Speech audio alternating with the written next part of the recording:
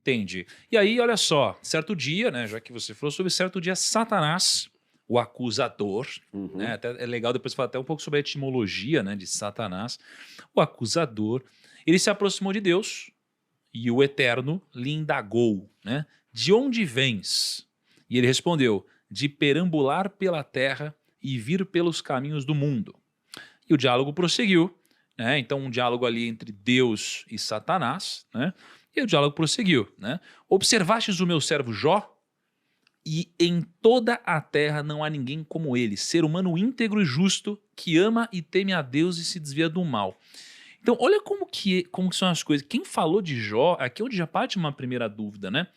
Deus está aqui e Deus está quase que se vangloriando ou de alguma Contando forma vantagem. enaltecendo, né, assim, o servo dele, que era Jó, dizendo assim, ó, em toda a terra não tem ninguém como Jó. Ele é um ser humano íntegro, ele é justo e ele ama e teme a Deus e ele se desvia do mal. Então Deus puxou o assunto. Começa aqui já um negócio muito estranho. Por que Deus vai puxar o assunto? É tipo eu estar com um Kaique aqui, eu ficar, cara, sei lá, Enchendo minha elogiando bola. a... Não, eu ficar, sei lá, elogiando a minha esposa. Entendeu? Contar uma intimidade. Por que eu vou compartilhar minha intimidade e elogiando? Qual é o sentido de... Enfim, talvez não seja o melhor exemplo, mas eu fico pensando, por que eu vou fazer isso, né? E aí, Satanás é arrogante e ele pergunta se Jó, na verdade, não era movido em seu íntimo de segundas intenções, porque ele dizia que ele era protegido por Deus e em nada era tocado.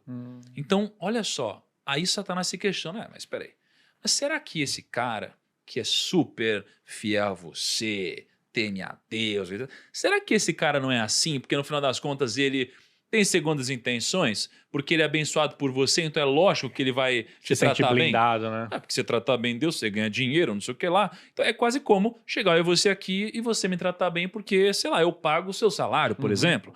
Tipo, é claro que tem um interesse envolvido. Então, Satanás, né, ele é um enganador, ele é bom nisso. Né? E aí ele coloca essa sementinha, tá? E aí, né, Satanás afronta a Deus, né? Estende a tua mão e fere tudo que ele tem. E com certeza ele te amaldiçoará e blasfemará diante da tua face. Então, Satanás vem e faz uma prova para Deus. Fala, Deus, se esse cara é tudo isso mesmo, então, cara, deixa eu ferir esse cara. Esse cara ele vai te abandonar, vai parar de temer você, tá? E diante disso, o Senhor Deus reagiu. Concedo-te poder para destruir tudo que ele possui, apenas não estende a tua mão contra a pessoa dele. Então, vamos finalizar esse diálogo e vou passar para o Rodrigo. Então a gente viu aqui o seguinte, teve um encontro, Deus e Satanás, Deus falou assim, meu servo Jó é incrível, olha como ele é do bem, como ele é positivo. Aí Satanás veio e falou, é fácil ele ser um cara positivo. Você abençoa tudo que ele faz. Aí Satanás falou, então deixa eu tocar nele para ver se ele é realmente esse cara. Aí Deus falou, então faz o que você quiser. Só não machuca ele. Só não toca na pessoa dele. Né? Então começou daqui. É aí que eu já acho errado. Você acha errado aqui? Porque eu acho que Deus não deveria ter... puxado esse papo, né? Não, eu falo assim, cara... Aí o problema é seu, se você não acredita, se você acha que é segundo as intenções, o problema é seu. Eu tô falando aqui que o cara é um devoto aqui, ele é um cara bom e acabou, fim Você de que não papo. precisa nem discutir. Tipo, E raio na cara, eu cabeça. sou Deus, eu não ia. Do sentido, mas... Rodrigo, qual que é o sentido disso? Porque realmente, como que eu vou deixar tocar em alguém Eu que eu coloco amo? assim, realmente, se olhando assim, parece um livro ridículo. Agora, um livro ridículo que transformou tantas vidas, que é o maior best-seller do mundo, que tem mais de 7 bilhões de exemplares vendidos de 1826 para cá. Você está entendendo? Que nenhum país obrigou a leitura da Bíblia. Mao Tse-tung obrigou que toda a China lesse o manifesto lá, né? Não o manifesto comunista, o livro da Revolução Cultural Chinesa, o livro vermelho. Então, lá na China, todo mundo era obrigado a ler o livro vermelho. Nunca, nem a Igreja Católica, quando teve no apogeu na Idade Média, obrigou os fiéis a lerem Bíblia. Nunca nenhum país obrigou a ler Bíblia. Não existe isso. E é o livro mais... Vou tomar licença para usar o seu exemplo aí. O cara não apenas se gaba com a mulher dele num bar, conversando com o outro, mas o outro ainda põe em dúvida. Sua mulher não é fiel a você, não. Ela não te bota chifre porque você dá dinheiro para ela. E ele vira e fala assim, não, eu deixo você contratar o amante, o cara mais bonitão aí, um ator global aí, qualquer coisa, o cara mais bonito que tem lá, para ele seduzir minha mulher para ver se ela vai ser fiel a mim mesmo ou não. Seria ridículo o cara fazer um negócio desse. Então pra que correr Pra esse que correr risco, esse né? risco Ainda mais se ainda? fosse Deus, né? Você vai- assim, Eu tô não. piorando o que vocês colocaram. E pior ainda, se eu posso piorar ainda esse quadro, coitado do Jó. Parece que... Lembra aquele filme antigo, acho que era com o Ed Murphy, Trocando as Bolas? Que eram dois empresários que apostavam se um camarada da periferia podia Sim. mudar de vida, porque ele estava lá no topo, e o do topo caía. Eles ferraram com a vida do CEO lá, e trouxeram o cara para cima, ferraram com a vida dos dois, e depois a aposta dos caras era de $1. Poxa, será que é isso que nós somos? Uma aposta entre o capricho de um Deus com o diabo? Vamos por etapas, então, para resolver isso. Quando você leu, num dia em que os filhos de Deus vieram apresentar-se perante o Senhor, veio também Satanás entre eles. Quando a gente lê isso aqui em hebraico, eu já começo a ver alguma coisa interessante. Primeiro, a palavra veio também. Normalmente, em hebraico, você usa uma partícula chamada vav, vav conjuntivo, para colocar coisas juntas. Você está entendendo? Por exemplo, se eu falo o homem e o cavalo, raiz, ve-sus, ve-rassus, o homem e o cavalo. Pronto, tranquilo. Os homens e os cavalos. Raishim, ve-rashushim. Pronto. Aqui não está esse vav, está gam, que eles traduziram por também. Esse veio também, gam, ha-satam, é irônico. Por isso que São Jerônimo, que eu estava falando com você antes de a gente começar aqui, né? Ele, quando foi traduzir Jó, ele falou que Jó era como se fosse um campo enlamaçado, porque você escorregava na tradução, tinha que tomar muito cuidado, porque tinha muita ironia na tradução. Esse veio também é uma coisa irônica. Era aquele cara que não era para estar ali. Sabe, imagina assim, já que muita gente que acompanha aí o PrimoCast são pessoas que gostam de investimento, de empresa, de linguagem empresarial, então vou dar esse exemplo. Você teve um sócio que ferrou você na empresa, quebrou você, colocou o seu nome sujo na praça, você caiu, quebrou. Depois que você, com muita dificuldade, reergueu tudo e vai reinaugurar a sua empresa, a sua vida, o sujeito aparece lá no meio dos convidados no coquetel de inauguração. Aí você comenta comigo, eu pergunto, aí, como é que foi lá, Tiago? Foi todo mundo, fulano. Você acredita que o ciclano também estava lá? É irônico, Sim. não era para estar. Então, o primeiro ponto da frase é isso. O diabo foi ao céu, mas não era para ele estar lá. Aí eu já vou deixar uma pergunta em suspense. Se não era para ele estar lá, por que ele estava? Por que Deus não impediu? Segura essa pergunta. A segunda coisa que chama atenção é que ele é chamado de Satã. A palavra Satã, em hebraico, aqui está com uma letra maiúscula na minha Bíblia, mas isso é um erro de tradução. Por quê? É lógico, haverá momentos em que o dito cujo, o carcará sanguinolento, como eles falam, será chamado de Satanás, como apelido. Mas, originalmente, a palavra Satã significa advogado de acusação, um promotor. E como é que eu sei que aqui está como advogado de acusação e não como nome próprio? Porque em hebraico você não usa artigo antes de nome próprio. Você entendeu? Eu não posso falar assim, o Rodrigo. Isso funciona em português, em hebraico não. Você não usa o Rodrigo, é Rodrigo. E é óbvio, né? Porque já é um nome próprio, não precisa de colocar artigo.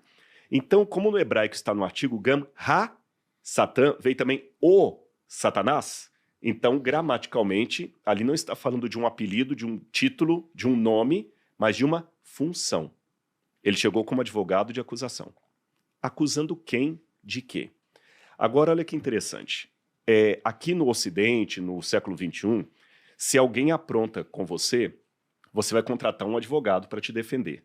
Não é assim que funcionava o direito do Antigo Oriente Médio da época do Bronze, quando eu cito o Jó. Sabe como é que funcionava? Não tinha o papel do advogado como profissional do direito. Isso é uma coisa que vai vir dos tempos greco-romanos. Como é que funcionava?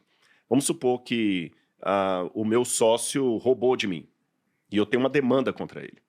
Eu vou até o ancião da cidade e falo o seguinte, olha, o fulano de tal, ele pegou várias vacas, não me pagou, me deixou no prejuízo.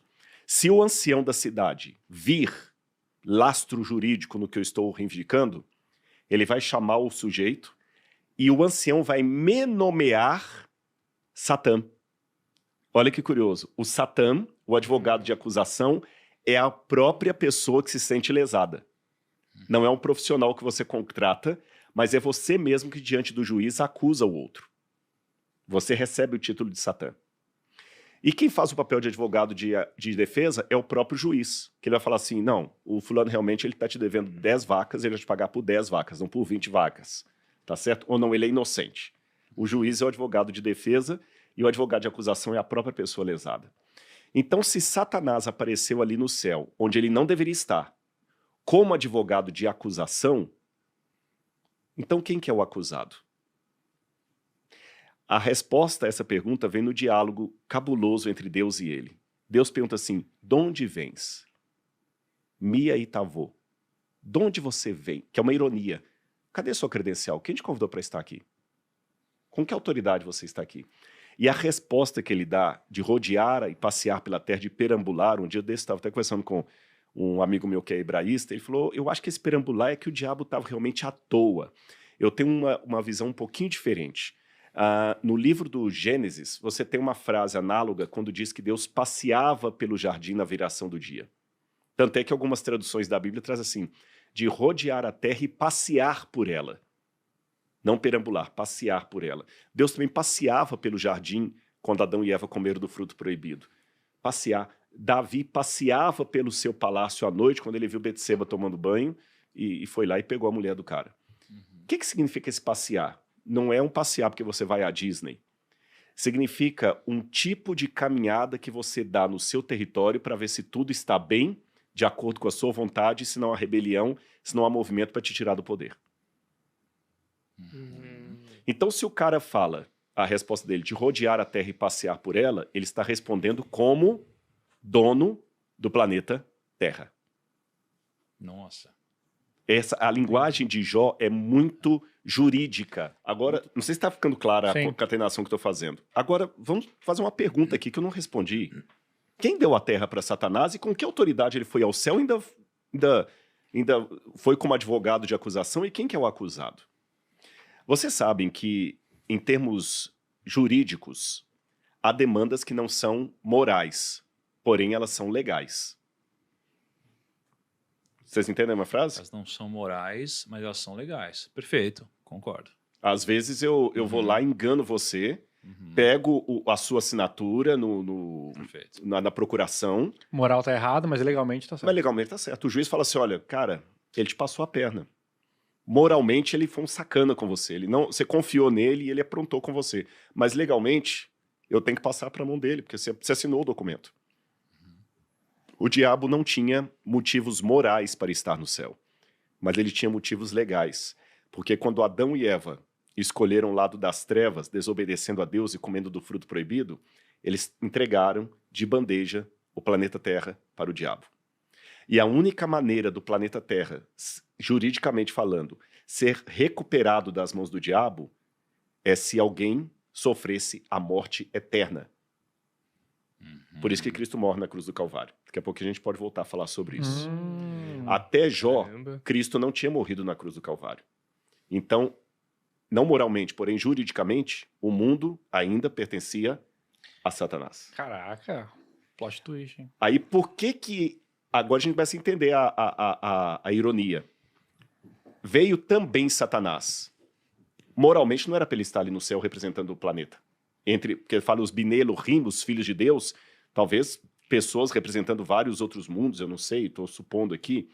Ele não tinha o direito de estar ali. Quem deveria estar era Adão, ou um representante da raça humana, ele que foi. E aí quando Deus pergunta, o que você está fazendo aqui? De onde você vem? Que eu falei ironia, né? E ele respondeu, eu vim aqui porque eu tenho o direito de rodear a terra e passear por ela. Ela é minha. O Senhor não está deixando eu ter o que me é de direito. A terra é minha, eu tenho direito sobre ela. Aí Deus falou, é mesmo? Não tem, não. Tenho sim. Você já viu meu servo Jó? Nem todo mundo te aceita lá. Então, o maligno não pode reclamar a posse completa do planeta, o que a gente estava conversando um pouquinho antes de começar aqui, questão do livre-arbítrio. Enquanto houver um grupo ou uma pessoa que seja no mundo, porque Deus não precisa de maioria, que fala assim, eu não aceito o mal na minha vida, o diabo, essa que é a ira dele, ele não pode abarcar o mundo inteiro enquanto tem pessoas que o rejeitam. Aí Deus falou assim, não, Jó então foi o argumento que Deus usou para mostrar ao diabo que ele estava errado, que a terra não é dele. moralmente. Caraca, agora faz sentido.